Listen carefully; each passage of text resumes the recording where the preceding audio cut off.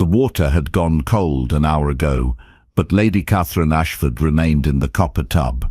She stared at her pale hands beneath the surface. The soap had long dissolved. Her skin had wrinkled like old parchment. Still, she could not bring herself to leave. This room, this moment, was the last peace she would know. Tomorrow, she would marry a stranger, a duke she had never met, a man who had purchased her like livestock at market. Her stepmother's voice echoed in her memory. Be grateful someone wants you at all. 26 years old and plain as bread. Your father's debts would have sent us all to debtor's prison. The Duke of Ravenswood paid handsomely for a wife. Any wife, even you. Catherine had learned long ago not to cry. Tears changed nothing. They only gave cruel people satisfaction, so she sat in the cold water of what was now her husband's private chamber and tried to memorize what hope had felt like.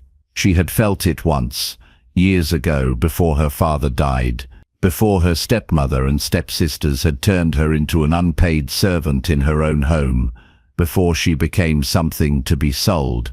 The door opened. Catherine's breath caught. She grabbed for the towel on the nearby chair, but her wet hand slipped. The cloth fell to the floor, far from her reach. She sank deeper into the water, wrapping her arms around herself. Her heart hammered against her ribs. A man stood in the doorway, tall and broad-shouldered, dressed in dark evening clothes. His black hair was slightly disheveled, as though he had run his hands through it many times. His face was all hard angles and shadows. This was the Duke of Ravenswood, her husband. They had spoken vows just 4 hours ago in front of a bored magistrate and 2 paid witnesses. He should have turned away. Any gentleman would have. Instead, he remained perfectly still. His dark eyes met hers across the room. He did not look away, did not avert his gaze, did not offer the polite fiction that he had not seen her. I thought you would be in the Duchess's chambers, he said. His voice was low and rough, like gravel underfoot. This is my private room. I know. Catherine's voice trembled. The housekeeper said the Duchess's chambers had not been opened in years. There was dust everywhere. She offered me this room to bathe, while servants prepared the other. I thought I would be finished before you returned from your study. The Duke stepped inside. He closed the door behind him. The soft click of the latch sounded impossibly loud. Catherine's pulse roared in her ears. She had been warned about wedding nights. Her stepmother had told her to lie still and think of England, to endure, to submit. She had not expected it to begin like this, with her vulnerable and exposed and unprepared. But the Duke did not approach the tub. He walked to the fireplace instead. He knelt and began building a fire from the wood stacked beside the hearth. His movements were practiced and efficient. Within moments, flames crackled to life. Warmth began to spread through the cold room. You are shivering, he said without looking at her. The water must be freezing by now. Catherine could not find words. She watched his broad back as he stood and removed his jacket. He draped it over a chair. Then he walked to a large wardrobe and pulled out a heavy dressing gown, dark blue silk, lined with fur. He carried it to the tub and held it open, his back turned to her now. Come, he said quietly, before you catch your death. She hesitated. This made no sense. He had paid £30,000 for her, £30,000 to settle her father's gambling debts and provide dowries for her stepsisters. He owned her now, as surely as he owned this house and the lands surrounding it. He could do as he pleased, yet he stood with his back turned, offering warmth and privacy. Catherine rose from the water. Cold air hit her wet skin, and she gasped. Quickly, she stepped from the tub. Her feet left wet prints on the carpet. The Duke held perfectly still as she slipped her arms into the oversized robe. It swallowed her small frame. The silk was soft as a whisper against her skin. The fur lining held the warmth of the fire. She tied the robe closed with shaking hands. "Thank you," she whispered. Only then did he turn. His eyes swept over her once, quick and impersonal, as though checking that she was decent. Then his gaze returned to her face. He studied her for a long moment. She had been told all her life that she was plain. Mousy brown hair, ordinary grey eyes, a face too thin and angular. Her stepmother said she looked like a half-starved sparrow. Her stepsisters had laughed. But the Duke did not laugh. He did not frown either. His expression revealed nothing. "You should sleep in the Duchess's chambers tonight," he said. "I will have the staff prepare them properly. Tomorrow will be soon enough for you to settle in." Catherine blinked. "But we are married. Is it not expected that we—" She could not finish the sentence. Heat flooded her cheeks. "Many things are expected." The Duke's jaw tightened. "That does not mean we must do them tonight. You are exhausted. So am I. We have time." He moved past her to the door. She caught the scent of him as he passed. Sandalwood and leather, and something darker, like smoke. He paused, with his hand on the latch. "My name is Alexander," he said without turning. "You need not call me Your Grace when we are alone. I find the title tiresome." Then he was gone. The door closed softly behind him. Catherine stood alone in the warm room, wrapped in his robe, her mind spinning. This was not what she had expected. Not at all. She looked down at the silk surrounding her. It still held his warmth. Her fingers traced the soft fur at the collar. Something unfamiliar stirred in her chest. Not quite hope, but close. A tiny, fragile thing like a candle flame in a vast darkness. Perhaps, she thought, this would not be the prison she had imagined. The thought terrified her more than cruelty ever could. 3 days passed before Catherine saw her husband again. The servant said he had gone to inspect the tenant farms on the far edge of the estate. She spent those days exploring her new home. Ravenswood Manor was enormous. 50 rooms at least, though she had not counted them all. Most were closed up, furniture covered in cloth, windows shuttered. The house felt like a beautiful corpse, perfectly preserved but lifeless. Mrs. Wells, the housekeeper, followed Catherine everywhere with a worried expression. She was a round woman, with kind eyes and work-roughened hands. She had served the Hartley family for 40 years. "The Duke has been alone for so long," Mrs. Wells said as they walked through the portrait gallery. "Since his mother died 5 years ago, he closed up most of the house then. Said there was no point keeping rooms open that no one would use." Catherine paused before a portrait of a beautiful woman with dark hair and laughing eyes. His mother? The late Duchess. A lovely woman, she was full of life. The Duke adored her.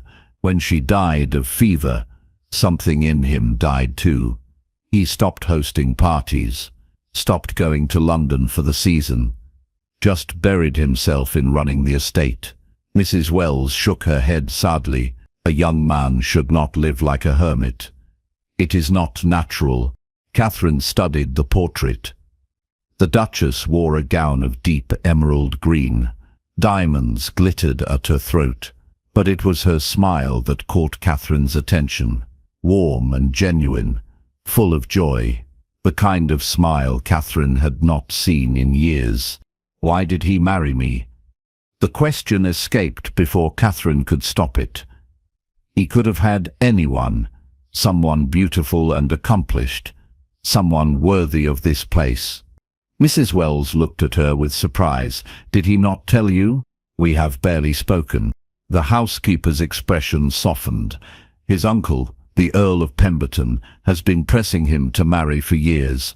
threatening to petition the Queen to declare the Duke unfit if he did not produce an heir. The Earl would inherit if the Duke died without children. He has been circling like a vulture. That one. Finally, the Duke gave in. He told his solicitor to find him a wife, someone who needed help, someone who would not expect love or romance, someone who would simply run his household and leave him in peace. Catherine's chest tightened. So that was it. She was convenient, a solution to a problem. Not a wife, but a piece on a chessboard, moved to block an opponent's strategy. "I see," she said quietly. Mrs. Wells reached out and patted her hand. "Do not look so sad, my lady. The Duke is a good man. Distant, perhaps, and too serious by half, but good. He treats his servants fairly.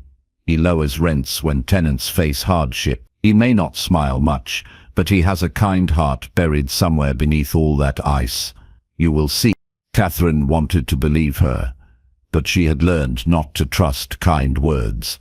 They were too often followed by cruelty. That evening, she dined alone at one end of an absurdly long table. 20 people could have sat comfortably in the dining room. Instead, it was just Catherine, a bowl of soup, and silence so thick she could feel it pressing against her skin. The servants brought course after course: roasted pheasant, glazed carrots, fresh bread, lemon cake. Enough food to feed a family for a week. She picked at each dish, her appetite gone. When she finally retreated to her chambers, she found her stepmother's letter waiting on her desk. The seal was already broken. Someone had read it first. The Duke, probably, or his secretary. She unfolded the paper with trembling fingers. "Catherine, I trust you are performing your duties adequately. Remember what I told you. Do not embarrass us. Do not give the Duke reason to regret his purchase. Keep your opinions to yourself. Speak only when spoken to. Be grateful for your position. You have been given far more than you deserve. Your stepsisters send their regards. They are both engaged to respectable gentlemen now, thanks to the dowries the Duke's money provided. Try not to ruin their chances with any scandal. Do your duty. Lady Margaret Ashford." Catherine crumpled the letter in her fist. Even here, hundreds of miles from her stepmother's house, the woman's poison reached her. She threw the paper into the fire and watched it burn. Flames consumed the cruel words until nothing remained but ash. She had just changed into her nightgown when a knock sounded at her door. She grabbed a shawl and wrapped it around her shoulders before answering. A young maid stood in the hallway, curtsying nervously. "Begging your pardon, my lady. The Duke requests your presence in the library." Catherine's heart stuttered. "Now? But it is nearly midnight." "Yes, my lady. He just returned from the farms. He asked for you specifically." There was no refusing. Catherine followed the maid through dark corridors lit only by candles. The library was on the ground floor, tucked into the west wing. The door stood open. Warm light spilled into the hallway. The Duke sat at a desk near the fire. Papers covered the surface before him, ledgers and letters and maps.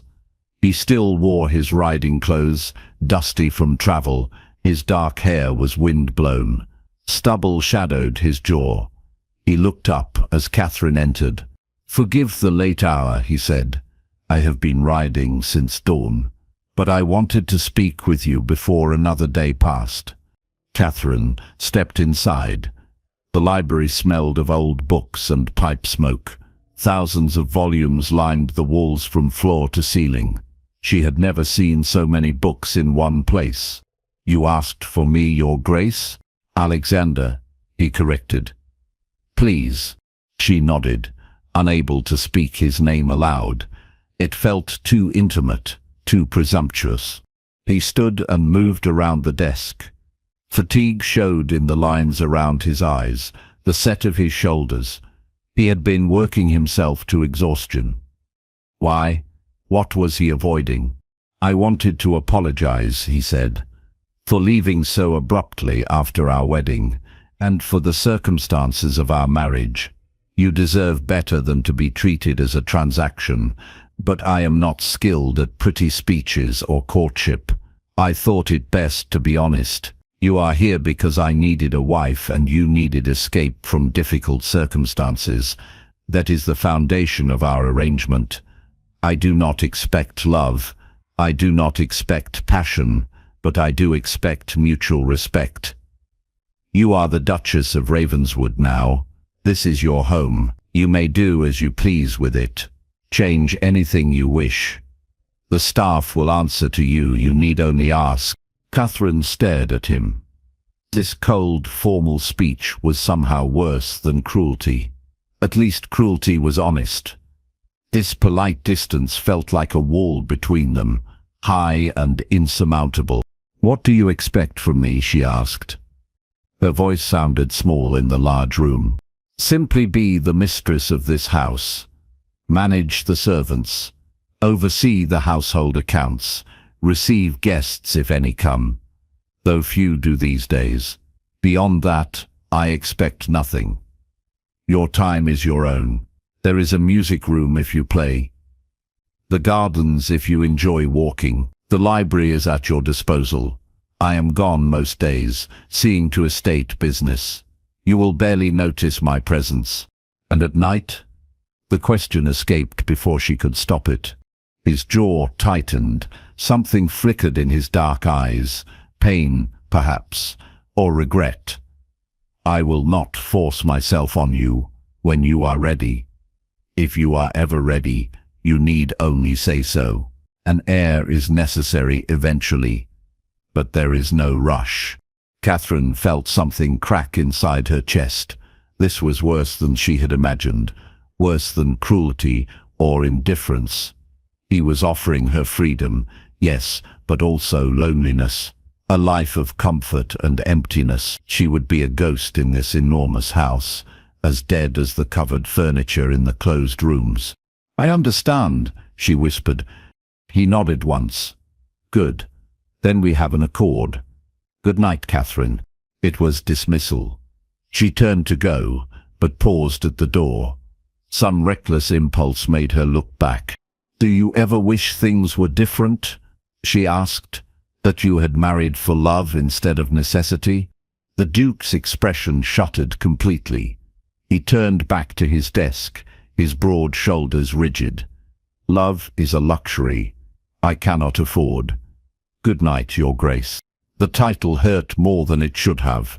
She left him there, surrounded by papers and loneliness, and wondered which of them was the greater prisoner. Weeks passed in a strange, quiet rhythm. Catherine rose each morning and took breakfast alone. She spent hours in the library losing herself in books, novels and histories and poetry. The Duke had collected volumes on every subject imaginable. She read until her eyes ached, desperate for escape into other worlds. In the afternoons, she walked the gardens. They were overgrown, but still beautiful. Rose bushes gone wild, ivy climbing stone walls, a fountain, cracked and dry, that had once been grand. She found herself drawn to this forgotten space. It reminded her of herself, neglected, but still alive, still capable of beauty given care. She began working in the garden herself. Mrs. Wells protested that it was not proper for a duchess to dig in the dirt, but Catherine ignored her. She pruned the rose bushes, pulled weeds, cleared the fountain, and set water flowing again. The work made her hands bleed. It made her back ache, but it also made her feel alive in a way she had not felt in years. The Duke remained distant. She saw him at dinner sometimes, though he often took meals in his study. When they did dine together, conversation was stilted and formal. He asked about her day. She gave brief answers. He told her about tenant concerns or crop yields. She nodded politely. Then silence would fall, heavy as snow, until one of them invented an excuse to leave. But Catherine began to notice small things. On cold mornings, she found the fire in her sitting room already blazing when she woke. The servants insisted they had not lit it. She suspected Alexander had come while she slept. Books she mentioned wanting to read appeared on her nightstand, though she had told no one but herself. When she asked Mrs. Wells for funds to repair the garden fountain, the money appeared within a day, far more than she had requested. Enough to restore the entire garden if she wished. And sometimes, late at night, she heard footsteps in the hallway outside her room. They always paused by her door. Never entered, just stopped for a moment, as though someone stood listening, then moved away. She never opened the door to check. But she knew who it was. He was watching her. Quietly, carefully, from a distance. She did not know what to make of it. One afternoon she was kneeling in the garden when she heard voices, male voices, coming from the terrace above. She recognized Alexander's deep tone. The other voice was unfamiliar, sharp and nasally. "You have been married 6 weeks, and still no sign of an heir," the stranger said. "Are you even performing your marital duties, nephew?" Catherine froze. She should not eavesdrop, but the rosebush hid her from view, and she could not resist listening. "My marriage is not your concern, uncle." Alexander's voice was cold as winter. "Everything about you is my concern. I am your heir until you produce a son. I have every right to ensure you are fulfilling your obligations. Some say your wife is barren. Others say you do not even bed her. Which is it? I will say this once. My relationship with my wife is private. You will not speak of her again. You will not question her. You will not spread rumors about her. Is that clear? You always were too soft. Your father would be ashamed. A duke who cannot even manage his own wife." The sound of a fist hitting flesh made Catherine gasp. She clapped her hand over her mouth. Through the rose bushes, she saw Alexander grab his uncle by the collar and shove him against the stone balustrade. "My father," Alexander said, each word sharp as broken glass, "would have thrown you from this terrace for insulting his daughter-in-law. You are here because my mother asked me on her deathbed to maintain family ties. But my patience has limits. Test them again, and you will find yourself barred from this estate permanently. Now get out." He released the earl, who stumbled backward, sputtering with rage. But he went. Catherine heard his footsteps retreating. A door slammed. Silence fell.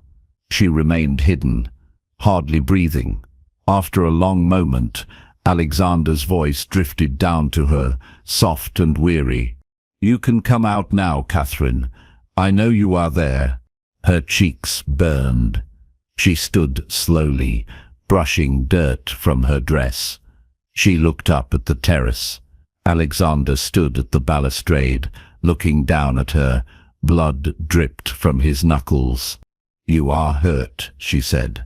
"It is nothing. Let me see." She did not wait for permission. She climbed the stone steps to the terrace. Alexander watched her approach with something like surprise in his dark eyes. She took his hand gently and examined his split knuckles. Blood welled from the torn skin. "You should not have done that," she said quietly. "He is your uncle, your family. He insulted you. I have endured worse. That does not make it acceptable." His voice was fierce. "You are my wife, my duchess.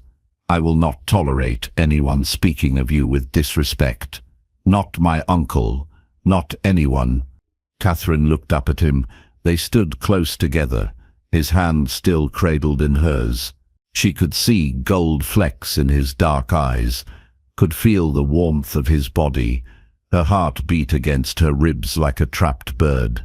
"Why?" she whispered. "Why do you care? You do not even know me." He pulled his hand from hers slowly. I know you spend hours in the garden, restoring beauty to a place I had forgotten. I know you read poetry late into the night. I know you take your tea with honey, but no milk. I know you cry sometimes when you think no one can hear. I know you are kind to the servants, even when you believe no one is watching. I know far more than you realize, Catherine. Her breath caught. You have been watching me. Yes. No apology, no shame. Just simple truth. Why? She asked again. He turned away from her, gripping the balustrade with his bloodied hand. His knuckles went white. Because I am trying to understand what I have done. I took you from one prison and placed you in another. A gilded cage, but a cage nonetheless. You speak to no one. You have no friends here. You wander this enormous house like a ghost. I did this to you.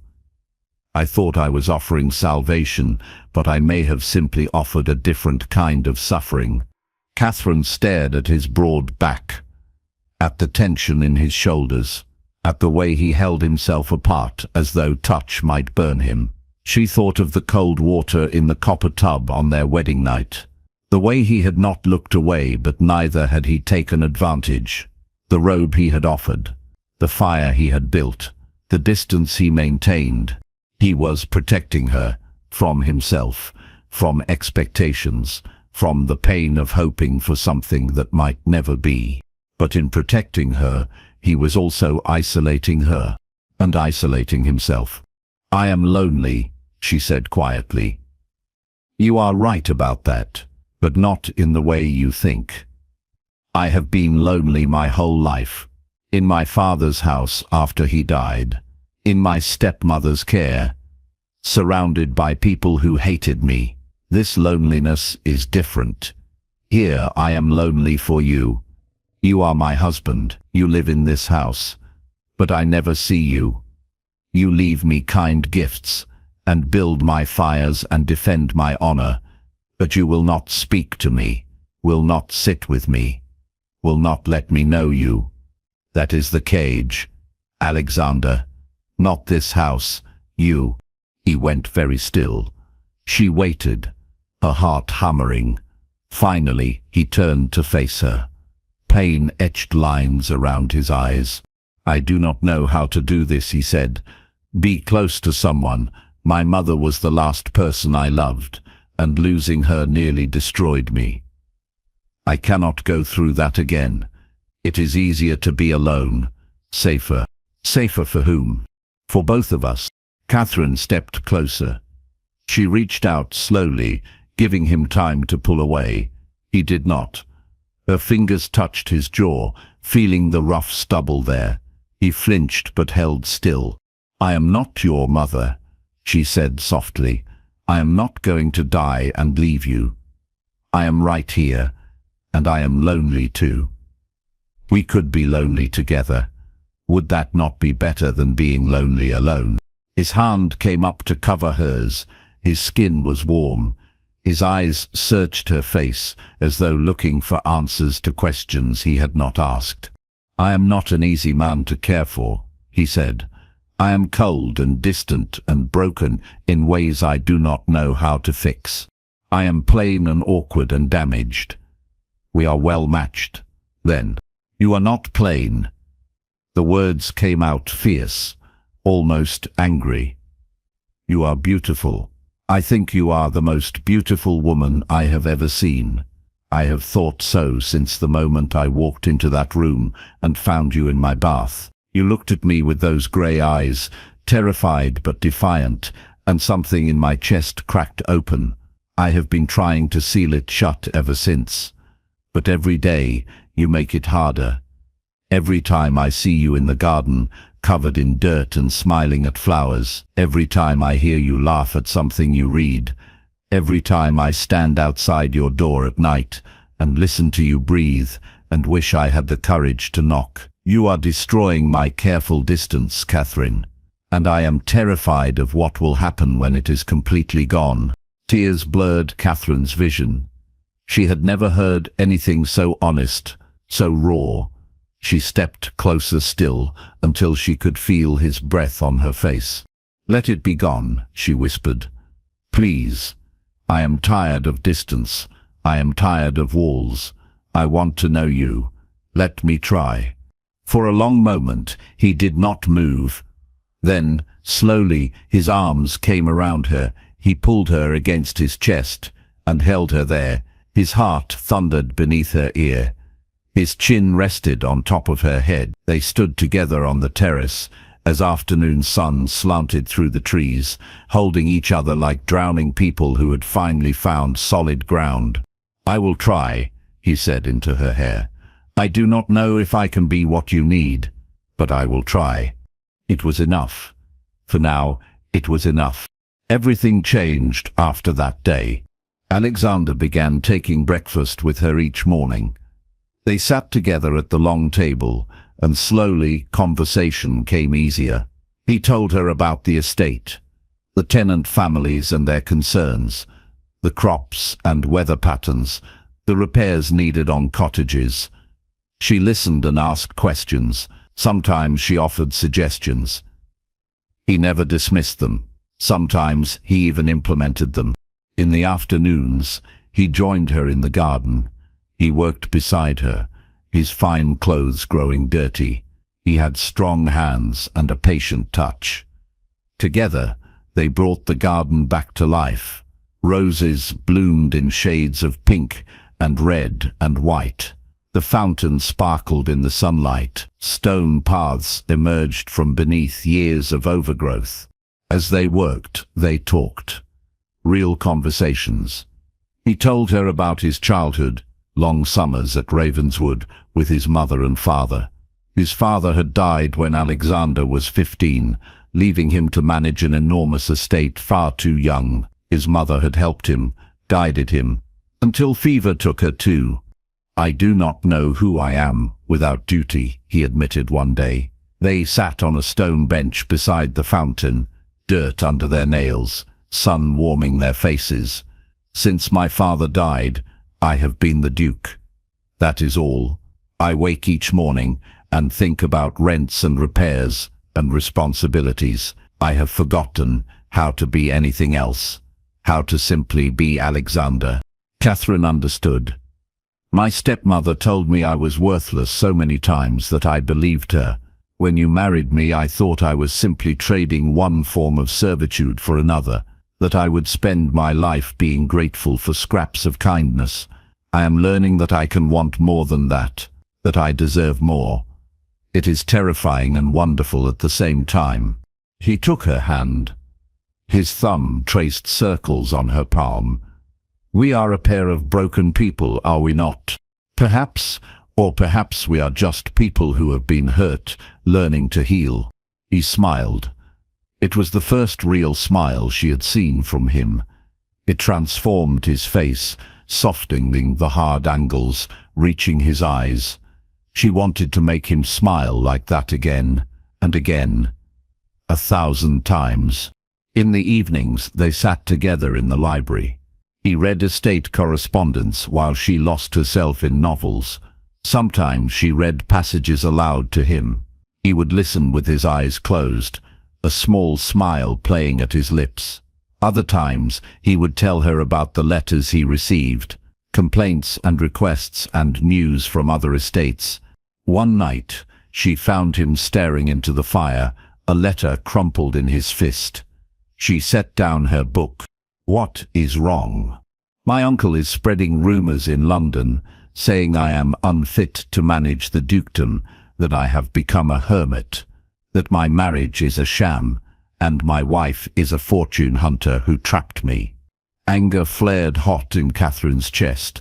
"That is ridiculous. You paid my debts. I had no fortune to hunt." The truth does not matter to him. He wants the title. He has wanted it since my father died. He is furious that I finally married and might produce an heir. He will do anything to discredit me. Catherine moved to kneel before his chair. She took his face in her hands, forcing him to look at her. "Then we prove him wrong. We go to London for the season. We show society that we are a real couple, that you are a capable duke, that I am not some scheming fortune hunter. We face the rumors head on. I do not want to subject you to that. London society can be vicious. They will pick you apart. Judge everything you do and say and wear. Let them. I have survived worse than gossip. I can survive this too, especially if you are beside me. He searched her face. When did you become so brave? When I stopped being alone. He pulled her up from the floor and into his lap. She gasped, but he held her there, his arms secure around her. They had grown more comfortable with touch over the weeks. Hands held, shoulders brushed, brief embraces. But this was different, more intimate. She could feel the solid warmth of him beneath her, could feel his heart beating. I do not deserve you, he said quietly. Yes, you do. We deserve each other. We deserve happiness. Do not let your uncle steal that from us. He tucked a strand of hair behind her ear. His fingers lingered on her cheek. You have changed me, Catherine. I did not think that was possible. I thought I was too far gone, too cold. But you have brought warmth back into my life, into this house. I wake in the morning and look forward to the day because I know I will see you, hear your voice, make you smile. I have not felt that way in years, perhaps ever. Her throat tightened with emotion. You have changed me too. You made me remember that I am more than what cruel people said about me. You look at me like I matter, like I am beautiful, like I am worthy of respect and kindness. No one has ever looked at me that way before. Then they were all fools. He leaned his forehead against hers. You are extraordinary. I am sorry it took me so long to say so. They sat together as the fire burned low, holding each other, no longer afraid of the closeness. Catherine felt something unfurling in her chest, something tender and fierce and terrifying. It felt like hope. It felt like joy. It felt like love. She did not say the words aloud. Not yet. But she felt them, carried them in her heart, like a secret treasure. And when Alexander walked her to her chamber door that night, he kissed her forehead gently. Good night, Catherine. Sleep well. Good night, Alexander. She watched him walk down the hallway to his own room. He paused at his door and looked back. Their eyes met across the distance. He smiled. She smiled back. Then they retreated to their separate chambers, but the walls between them felt thinner. Soon, she thought, they would disappear entirely. They left for London 2 weeks later. The journey took 3 days by carriage. Catherine had never been to the city. She pressed her face to the window as they drove through crowded streets. Everywhere she looked, there were people, vendors selling goods, ladies in fine dresses, gentlemen on horseback, buildings rising 3 and 4 stories high. The Duke's London townhouse was located in Mayfair, the most fashionable district. It was smaller than Ravenswood Manor, but still grand. 4 stories of white stone with black iron railings and gleaming windows. Servants lined up to greet them as the carriage stopped. Mrs. Wells had sent word ahead. Catherine's new lady's maid, a cheerful young woman named Betsy, helped her unpack. That evening, Alexander came to her sitting room wearing formal evening attire, black coat and trousers, white waistcoat. His dark hair was neatly combed. We have been invited to Lady Pemberton's ball tonight, he said. My aunt, my uncle's wife. She is kinder than her husband, but she is still family. We must attend. It will be our first public appearance together. Catherine's stomach churned with nerves. I do not have anything suitable to wear. Yes, you do. I had several gowns made for you. They arrived this afternoon. Betsy will help you choose. She should have protested the expense. should have insisted she did not need new clothes. But the truth was, her stepmother had sold most of her good dresses to pay debts. She had nothing suitable for a duchess. Betsy brought out 3 gowns. Catherine chose a deep blue silk that brought out the grey of her eyes. The neckline was lower than she was used to. The waist was fitted, showing her slender figure. Betsy arranged her hair in an elegant style, with small pearls woven through the brown strands. When Catherine looked in the mirror, she barely recognized herself. She looked like a duchess, like someone important, but her hands still shook as she descended the stairs to meet Alexander. He waited in the foyer. When he saw her, he went very still. His eyes traveled over her slowly, taking in every detail. Heat flooded Catherine's cheeks. "You look beautiful," he said. His voice was rough. "Truly beautiful. Every man in that ballroom will envy me tonight. I feel like I am wearing a costume.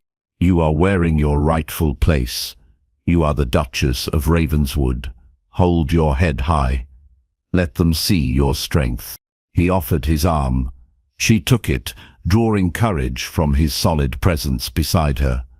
Together they climbed into the carriage and rode through London to Lady Pemberton's townhouse. The ball was already underway when they arrived. Music drifted from the open doors, light spilled down the steps. A butler announced them as they entered. His Grace, the Duke of Ravenswood, and Her Grace, the Duchess of Ravenswood. Conversation died. Every head in the ballroom turned to stare. Catherine felt dozens of eyes examining her, judging her. She lifted her chin and smiled, though her heart raced. Lady Pemberton approached quickly. She was a tall woman, with greying hair and a kind face. "Alexander, how wonderful to see you, and this must be your bride. Welcome, my dear, welcome." She took Catherine's hands and squeezed them warmly. Relief flooded through Catherine. At least one person here did not hate her, but others were less welcoming. As they moved through the ballroom, Catherine heard whispers, women behind fans, voices just loud enough to be heard. "That is her, the fortune hunter. I heard she trapped him into marriage, threatened scandal. She is plain, is she not? I expected someone more impressive. Poor Duke, forced to marry beneath him." Each word was a small cut. Catherine kept her expression serene, but inside she bled. Alexander's hand tightened on her arm. He led her to the dance floor. "Ignore them," he said, as he took her in his arms for a waltz. "They are not worth your attention. They all hate me. They do not know you. They hate the idea of you because my uncle has been spreading lies, but we will show them the truth. We will show them that you are extraordinary." He held her close as they danced. Closer than was strictly proper. His eyes never left her face. To anyone watching, they must have looked like a couple deeply in love. The truth was more complicated, but not by much. Catherine knew she loved him. She had known for weeks. She simply had not found the courage to say it. The dance ended. They moved to the refreshment table. A group of young ladies stood nearby, whispering behind their fans. One of them, a beautiful blonde in a pink gown, approached. "Your Grace," she said, curtsying to Alexander. "How lovely to see you again. It has been years since you attended a ball. I am Lady Beatrice Whitmore. We were introduced when we were children." "I remember," Alexander said politely. "May I introduce my wife, Catherine?" Lady Beatrice's smile was sharp as glass. "Oh yes, the new Duchess. Everyone has been talking about you. Such a romantic story. And nobody marrying a duke, like something from a fairy tale." Catherine felt the insult beneath the pretty words. "I suppose it is," she said calmly. though I have found that real life is more complicated than fairy tales. Indeed, and how are you finding London? It must be overwhelming for someone not raised in society. I am finding it quite educational. I have learned that some people value appearances over substance, and that cruelty often hides behind polite words. Lady Beatrice's smile faltered. Alexander made a sound that might have been a suppressed laugh. Well said, my dear. If you will excuse us, Lady Beatrice, I believe they are announcing dinner. He guided Catherine away. She could feel Lady Beatrice's glare on her back. You are magnificent, Alexander said quietly. She has been trying to catch my attention for years. I have never given her any encouragement, but she persists. She is very beautiful. She is very tedious. You are worth 1,000 of her. Warmth spread through Catherine's chest. They found their seats at dinner. The meal was elaborate. 7 courses. More food than Catherine had seen in months. She ate sparingly, too nervous to enjoy it. The Earl sat across from them. He stared at Catherine throughout the meal with barely concealed hostility. When dessert was served, he spoke. So, Duchess, I understand you were quite destitute before my nephew rescued you. A true charity case. How fortunate for you that he needed a wife quickly and was not particular about her background. Silence fell around the table. Everyone was listening, waiting to see how Catherine would respond. Alexander's hand clenched around his fork, but before he could speak, Catherine smiled sweetly at the Earl. Indeed, my lord, I was quite fortunate. Just as your nephew was fortunate to find a wife who values him for his character rather than his title or wealth, though I suppose such distinctions are difficult for some people to understand. The Earl's face reddened. A few people around the table hid smiles. Character, the Earl sneered. What would you know of that? A girl raised in poverty. My father was a baron, Catherine interrupted. Her voice remained calm but held steel underneath. I was not raised in poverty. I was raised by a cruel stepmother after my father's death. There is a difference. Poverty is circumstance. Cruelty is choice. I have experienced both. I have learned to recognize cruelty wherever I find it, even when it wears a lord's face. The Earl stood abruptly, his chair scraping back. This is outrageous. Alexander, your wife has insulted me. No. Alexander stood as well. His voice was cold and dangerous. You insulted my wife, in my presence, in front of witnesses. You have been attempting to undermine my marriage since the day it began. You spread vicious lies about Catherine to anyone who will listen. You question my fitness as Duke, because I will not tolerate your schemes. This ends now. You are no longer welcome in my homes. Not Ravenswood. Not this townhouse. If you spread one more rumor about my wife, I will ruin you. I have enough influence and money to see you destroyed socially and financially. Do not test me. The ballroom had gone completely silent. Every eye was on them. The Earl's face went from red to purple. You would choose this nobody over your own family? I would choose my wife over anyone. Every time, without hesitation. Now leave, before I have you thrown out. The Earl looked around the room, seeking support. He found none. Lady Pemberton was nodding, in agreement with her nephew. Others were whispering behind their hands, but their expressions showed approval, not condemnation. Finally, the Earl spun on his heel and stalked from the room. Silence lingered for a moment, then conversation slowly resumed. Alexander sat back down and took Catherine's hand under the table. Are you all right? He asked quietly. She nodded, though she was trembling. You just cut ties with your last remaining family. He stopped being family when he attacked you. I meant what I said. I will choose you, Always. Tears pricked Catherine's eyes. She blinked them back. Around them, people were watching with new expressions. Curiosity, respect. Some even smiled. Lady Pemberton leaned across the table. "Ignore my husband, dear. He is a bitter, greedy man. I have tolerated him for 30 years, but I am glad Alexander finally stood up to him. You are good for my nephew. I can see it. He is more alive tonight than I have seen him in years. Thank you for that." Catherine managed a wobbly smile. "Thank you, my lady." The rest of the evening passed in a blur.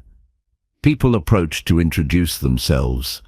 Some were genuinely kind, others were simply curious. But no one else dared insult her, not after Alexander's public declaration. When they finally returned home well past midnight, Catherine was exhausted. Alexander walked her to her chamber door. "You were extraordinary tonight," he said. "The way you stood up to my uncle, the way you held your head high despite everything. You are the strongest person I have ever known."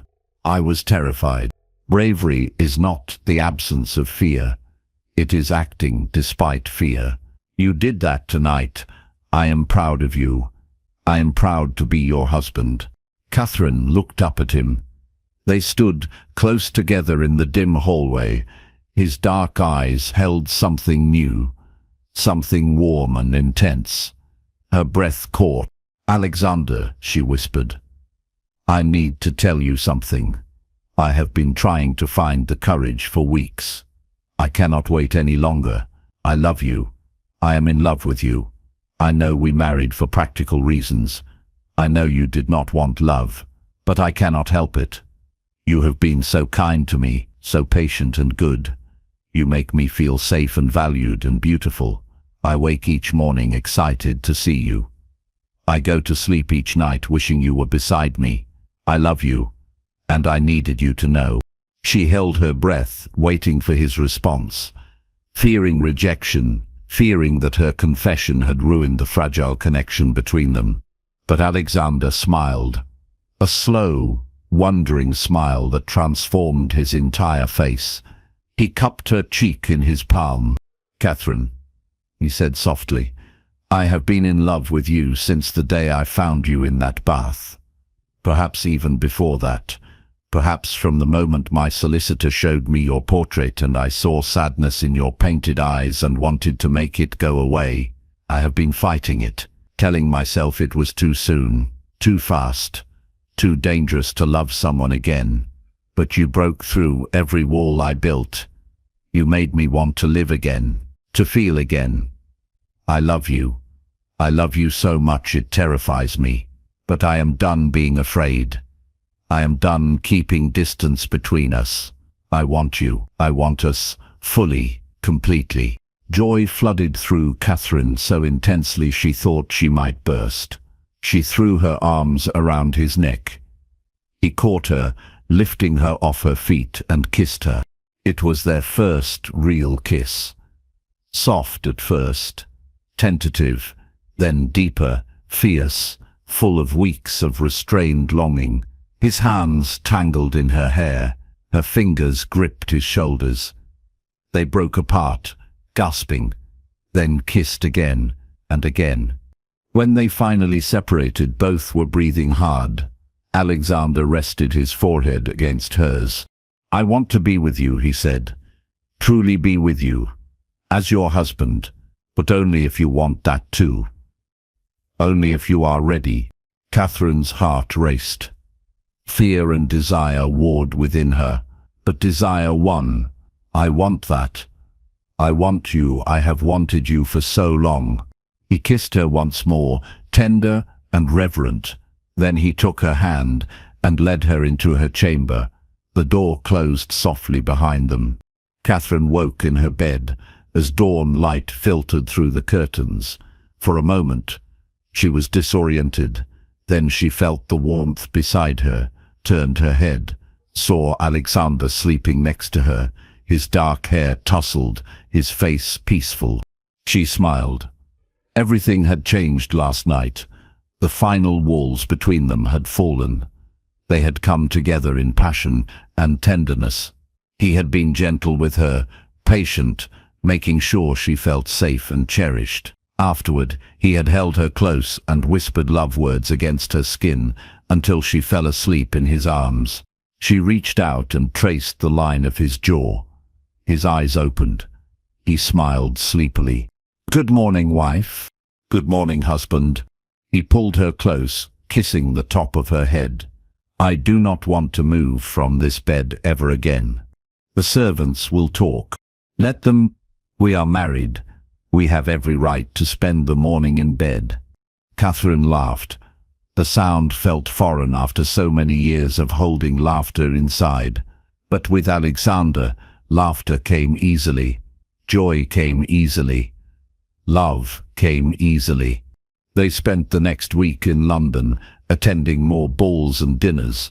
Gradually society accepted Catherine. Some still whispered, but most were won over by Alexander's obvious devotion to her. He never left her side. He danced with her more than was proper. He looked at her like she was the only woman in every room. Lady Pemberton invited them to tea and told Catherine stories about Alexander as a boy. "He was always so serious," she said fondly, "even as a child, too much responsibility too young. I am glad he has you now. You have brought light back into his life." 2 months after their arrival in London, Catherine woke feeling ill. She barely made it to the chamber pot before being sick. Betsy found her there and called for the doctor. He examined Catherine and smiled. "Congratulations, Your Grace. You are with child." Catherine's hands went to her stomach. A baby. She was going to have a baby. Alexander's baby. Joy and terror swirled together.